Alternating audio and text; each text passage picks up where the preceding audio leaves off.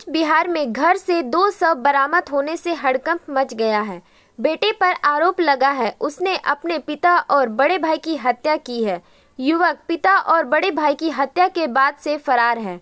बेटे ने पिता की हत्या कर दी, इस बात का लोग यकीन नहीं कर पा रहे हैं। घर के सेप्टिक टैंक और शोकेस से 2 शव बरामद हुए। घटना से इलाके में काफी सनसनी फैल गई है। स्थानीय लोगों से पता चला है कि पिता बाबुल चंद्र वैश्य 65 वर्ष कुछ समय से बीमार थे। उनका शव घर के शोकेस से बरामद हुआ, जबकि रिश्ते में बड़े भाई का शव सेप्टिक टैंक से बरामद किया गया। सूचना मिलते ही भारी संख्या में कोतवाली थाने की पुलिस मौके पर पहुंची। पुलिस अधीक्षक समेत अन्य अधिकारी स्थल पर पहुंचे। एक शव को बरामद कर पोस्टमार्टम के लिए भेज दिया गया। सेप्टिक टैंक से शव निकालने का काम जारी है। घटना के बाद से पुत्र प्रवीण कुमार वैश्य फरार है। খুনের ঘটনার তদন্তে এসে পুলিশ আরেকটা বডি পেয়েছে, কি রয়েছে বিষয়টা?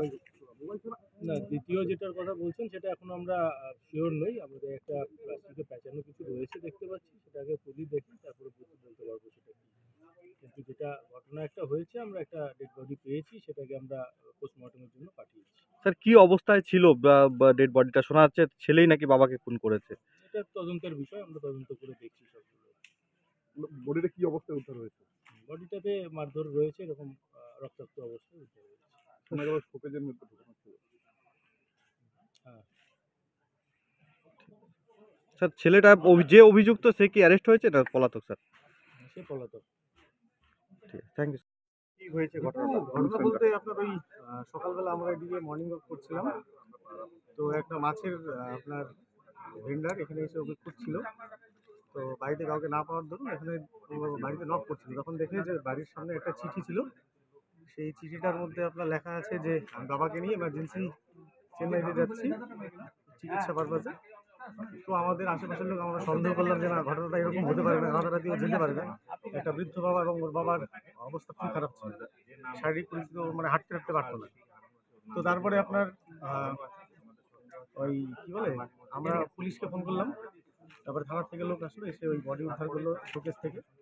ওখানে বাবা মৃত অবস্থায় ছিল, ব্লাড ছিল এমনিতেও আশেপাশে আপনার ওই কিছু আপনার ওই বাস টাসের মধ্যে ব্লাডও লেগেছিল। এসব দেখে তারপরে পুলিশ দরজা ভাঙে ওই আপনার লাশটাকে উদ্ধার করে।